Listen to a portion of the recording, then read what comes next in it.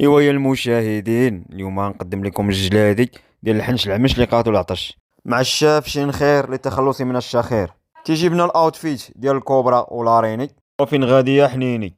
تيسلق لنا الجلادي وتيقول ايا وهادي.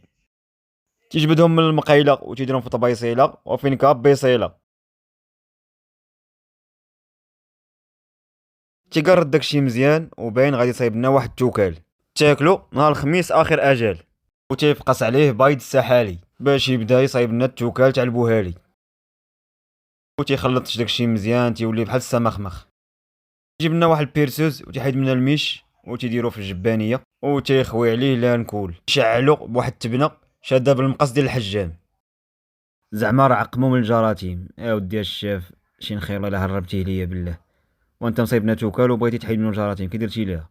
تيجيب لنا قرون النعجه العرجه تيحيد منهم مسحوق القرون، يعني هذا اللي غادي ياكل هادشي غيولي مقرون. وتيضيف عليه اريال بالفعاليه المزدوجه. وتيمشي تيجيب واحد القله ديال السمن البلدي تاكلو تشد الفراشه ولدي. سمن حايل تاكلو تحيد منك الفعايل.